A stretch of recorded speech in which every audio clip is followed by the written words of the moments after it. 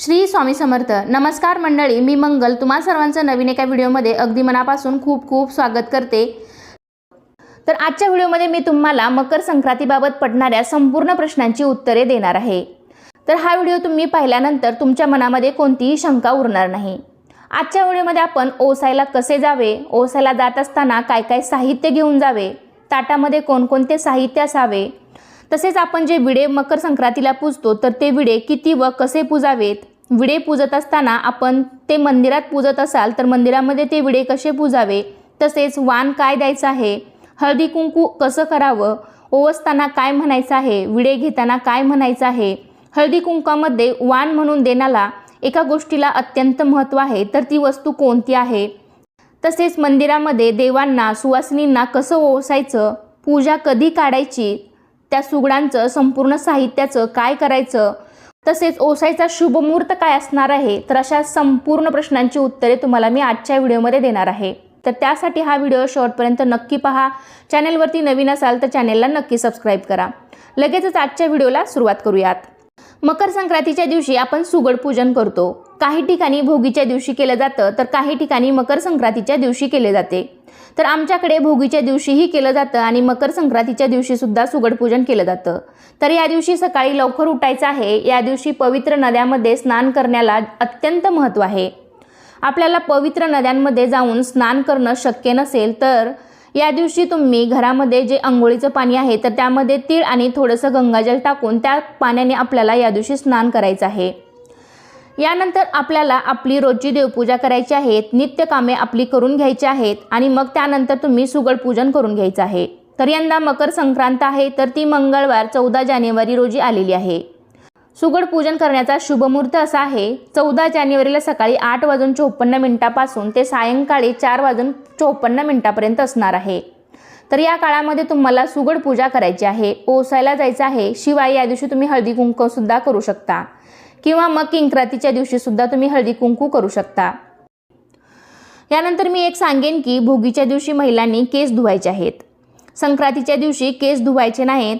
यानंतर बघा आपण जी सुगड पूजा आहे तर ती सुगड पूजा कशी करायची, तर याबद्दलचा सविस्तर व्हिडिओ आपल्या चॅनलवरती अपलोड केलेला आहे, तो पाहून तुम्ही सुगड पूजा करू शकता. तर आजच्या व्हिडिओमध्ये आपण ओसायला कसं जायचं आहे, त्या ताटामध्ये काय काय पाहिजे हे आपण या व्हिडिओमध्ये पाहणार आहोत. तर घरातली आपली सुगड पूजा झाल्यानंतर आपल्याला मंदिरामध्ये ओसायला द्यायचं आहे. विठ्ठल रुक्मिणी किंवा राम सीतेच्या मंदिरामध्ये आपण ओसण्यासाठी जातो. तर ओसायला जाण्या अगोदर सर्वात महत्त्वाचं काम करायचं आहे म्हणजे आपल्या घरातील सुगड पूजा झाली की सर्वात आधी आपण तुळशी मातेला ओसायचं आहे. जे आपण 5 सुगड पूजलेले आहेत त्यातीलच एक सुगड घेऊन आपण तुळशी मातेला अर्पण करायचं आहे आणि त्यानंतरच मग आपण बाहेर मंदिरात ओसायला जायचं आहे. काही जणांकडे 5 सुगड पूजलेले आहेत तर त्यातीलच एक सुगड तुळशीला वाहतात. तर काही जणांकडे सेपरेट तुळशीची सुगड असतात तर ती खरेदी करतात. तर तुमच्याकडे जशी पद्धत आहे त्यानुसार तुम्ही करू शकता. आमच्याकडे या 5 सुगडामधीलच एक सुगड तुळशीला वाहिलं जातं. तर तुळशीला सुगड अर्पण करण्याआधी तुळशीची आधी पूजा करायची आहे, तुळशीला हळदी कुंकू लावायचं आहे, त्यानंतर तुळशीला तिळगुळ व्हायचे आहेत. त्यानंतर जे आपण सुगड घेतलेला आहे त्या ज्यामध्ये आपण वाण भरलेलं आहे तर हे सुगड पदर लावून असं उचलायचं आहे आणि वाण भरलेले हे सुगड आपण तुळशी मातेला अर्पण करायचं आहे. त्यानंतर मग ओसायला जाण्यासाठी आपण जे काही छोटी पंती घेतली आहे तर त्यामध्ये तीळ आणि गुलाल घेतला आहे. तर त्यातील थोडंसं तीळ आणि गुलाल घ्यायचं आहे आणि 3 वेळा तुळशी मातेला खालून वरती तुळशी मातेला आपण ओसून घ्यायचं आहे. तुळशी मातेला ओसून झाल्यानंतर आपण घरातील देवी देवतांना सुद्धा ओसायचं आहे आणि या 5 सुगडातील एक सुगड तिथं देवांना सुद्धा अर्पण करायचं आहे. आपल्या देवघरामध्ये एक सुगड ठेवायचं आहे आणि मग त्यानंतरच आपण बाहेर मंदिरामध्ये ओसायला जायचं आहे. मंदिरात ओसायला जाताना ताटात काय काय साहित्य घ्यावं, एका ताटामध्ये जे आपण मिक्स भाज्यांचं वाण बनवलेलं आहे तर ते घ्यायचं आहे. 5 सुगडामधील एक सुगड, तिळगुळ, हळदी कुंकू, तर हे सर्व आपण एका ताटामध्ये भरून घ्यायचं आहे आणि 5 सुगडामधील एक सुगड घ्यायचं आहे.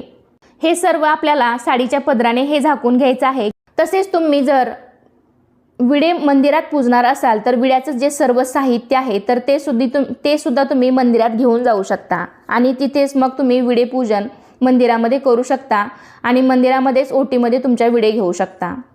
काय होतं, शहरी भागामध्ये बऱ्याच ठिकाणी महिला मिळत नाहीत, तर त्यावेळेस महिला काय करतात, जे विड्याचं साहित्य आहे, तुमचा 5चा विडा असेल किंवा 25चा विडा असेल, जे काही साहित्य आहे तर ते ओसायला जाताना सोबत घेतात आणि मंदिरामध्येच मग तिथे ते सर्व विडे त्या पूजतात आणि मग 5 सुवासिनीकडून त्यांच्या पदरामध्ये घेतात.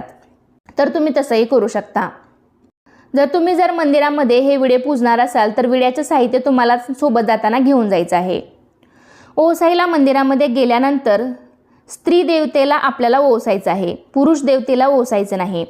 ओसायला जात असताना आपण विठ्ठल रुक्मिणीच्या मंदिरामध्ये जातो किंवा राम सीतेच्या मंदिरामध्ये जातो. तर सीतेला किंवा रुक्मिणी मातेला आपल्याला ओसायचं आहे, रामाला किंवा विठ्ठलाला ओसायचं नाही. बऱ्याच ठिकाणी 2 सुगड घेऊन जातात.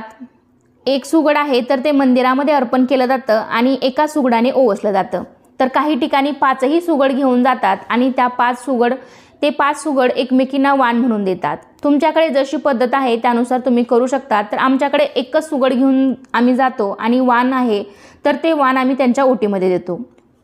तर आमच्याकडे एक सुगड घेऊन जातात आणि त्या सुगडामधील जे वाण आहे तर ते वाण आम्ही एकमेकींच्या ओटीमध्ये देतो, देवांनाही वाहतो आणि आम्ही जे काही आमचं सुगड आहे तर ते दुसऱ्या सुवासिनींना देत नाहीत.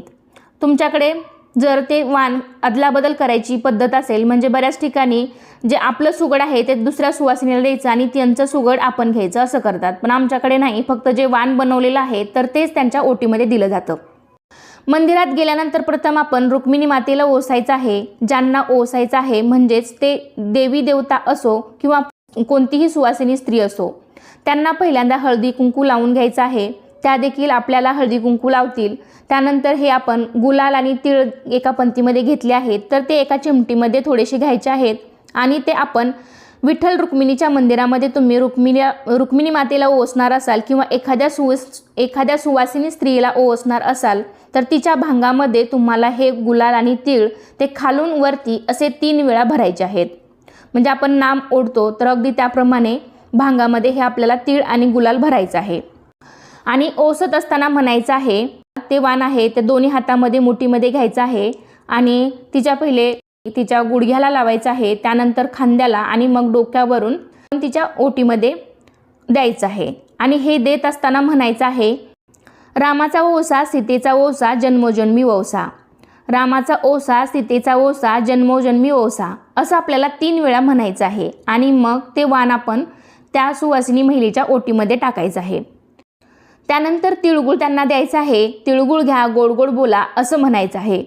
तर अशा पद्धतीने आपण सर्व सुवासिनींना ओसून घ्यायचं आहे. जेवढ्या मंदिरामध्ये सुवासिनी असतील 5, 7 तुम्हाला जेवढ्या होतील तेवढ्या सुवासिनींना तुम्ही ओसायचं आहे. तर काही ठिकाणी काय करतात, हे जे सुगड आहेत वाणाचे तर त्यावरती पंती काढून घेऊन सुगडांची अदलाबदल एकमेकी सुवासिनी करतात. तर आमच्या भागामध्ये फक्त आपण जे वाण बनवलेलं आहे तर ते वाणच त्यांच्या ओटीमध्ये दिलं जातं. 5 सुवासिनीला अशा प्रकारे आपण ओसायचं आहे. त्यानंतर मग मंदिरामध्ये ओसून घरी यायचं आहे आणि घरी येऊन तुम्ही जे विडे मांडलेले आहेत तर ते विडे तुम्ही पदरात घ्यायचे आहेत. तर हे विडे तुम्ही तिथेच मंदिरात सुद्धा घेऊ शकता.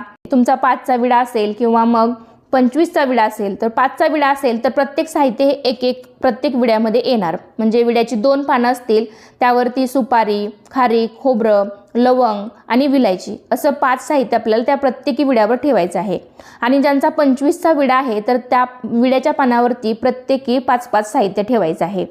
म्हणजे 5 सुपारी, 5 हळकुंड, 5 खारीक, खोबरं, विलायची, लवंग हे सर्व 5-5 ठेवायचं आहे.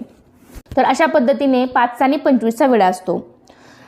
प्रथम आपल्याला या विड्यांना हळदी कुंकू लावून घ्यायचं आहे. ज्या महिला आलेल्या आहेत त्यांना सुद्धा हळदी कुंकू लावायचं आहे आणि मग आपण खाली बसायचं आहे. शक्यतो लक्षात ठेवा, आपण जे हे विडे घेतो तर ते पदरामध्ये घ्यायचे आहेत. विडे कधीही ओटीमध्ये घेऊ नका, कारण ओटीमध्ये आपण गौरीचे दोरे घेतो आणि जे हे संक्रांतीचे विडे असतात तर ते पदरामध्ये घेतले जातात. तर पदरामध्ये घालत असताना 5 सुवासिनी आलेल्या आहेत त्यांच्याकडून संक्रांतीचे विडे पदरामध्ये घ्यायचे आहेत. तर पदरामध्ये घालत असताना 5 सुवासिनी आलेल्या आहेत तर त्यांनी प्रत्येकी एक विडा उचलून पदरामध्ये घालावा किंवा मग 4-5 सुवासिनी आलेल्या आहेत तर त्यातील एकेनेच हे 5 विडे उचलावेत आणि 5 जणींनी एकमेकींच्या हाताला हात लावला तरी सुद्धा चालेल, असे देखील केले तरी चालते. विडे पदरामध्ये देत असताना म्हणायचं आहे, म्हणजे पुढील सुवासिनींनी म्हणायचं आहे, सीता सावित्रीचा ओसा आला नगरात घ्या पदरात, असं म्हणून आपण हे जे विडे आहेत तर ते पदरात घालायचे आहेत, म्हणजे समोरील 5 सुवासिनींनी आपल्या पदरामध्ये घालायचे आहे.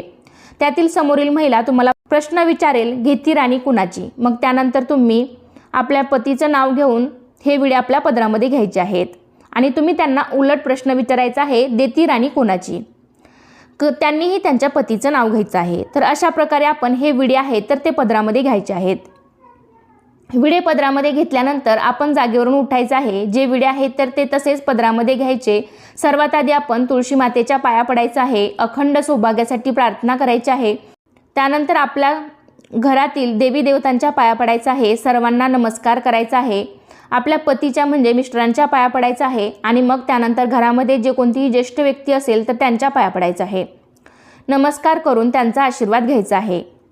त्यानंतर हे जे विडे आहेत तर ते एका ताटामध्ये तुम्ही काढून ठेवायचे आहेत. त्यानंतर आलेल्या महिलांना हळदी कुंकू लावायचं आहे आणि त्यांना हे आपण जे वाण बनवलेलं आहे तर ते वाण त्यांना द्यायचं आहे. वाण देत असताना बघा बऱ्याच आकर्षक वस्तू दिल्या जातात, परंतु वाण देत असताना आपण जो भाजीपाला आहे तर त्याचं जे साहित्य मिक्स भाजी आपण जे काही वाण बनवलेलं आहे मिक्स भाज्यांचं तर ते वाण त्यांच्या ओटीमध्ये भरायचं आहे. तर या वाणाला खरं महत्त्व आहे.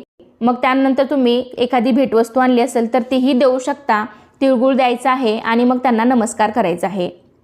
पण मेन वाण म्हणजे हे जे मिक्स भाज्यांचं वाण बनवलेलं आहे तर त्याचंच वाण म्हणून देण्याला जास्त महत्त्व आहे. आणि त्यानंतर बघा आपलं संपूर्ण हळदी कुंकू वगैरे झालेलं आहे. तर हे सुगड आपल्याला एका ब्लाऊज पीसच्या सहाय्याने झाकून ठेवायचे आहेत, कारण किंक्रातीच्या दिवशी आपण हे सुगड पाहायचे नाहीत. किंक्रातीच्या दिवशी संक्रांतीचे तोंड पाहू नये असे म्हणतात. त्यामुळे आपल्याला हे सुगड झाकून ठेवायचे आहेत आणि किंक्रातीच्या दुसऱ्या दिवशी मग आपल्याला हे सुगड किंवा ही पूजा उचलायची आहे. त्यामुळे ही तुम्ही पूजा देवघरामध्ये मांडली असेल तर एका साईडला मांडा, जेणेकरून जाता येता कोणाचा त्याला धक्का लागणार नाही. मग किंक्रातीच्या दुसऱ्या दिवशी ही पूजा आपल्याला काढायची आहे. तर ही पूजा काढताना तुम्हाला प्रश्न असाही पडू शकतो की या सुगडाचं या साहित्यांचं काय करायचं. तर हे जे सुगड आहेत तर ते आपण आपल्या घरामध्ये कुंड्या वगैरे असतात, झाडं असतात लावलेली, तर त्या झाडांच्या बुडाशी तुम्ही पाणी भरून ठेवू शकता, जेणेकरून त्यातून पाणी पाझरत राहील आणि झाडांना थंडावा पण वाटेल.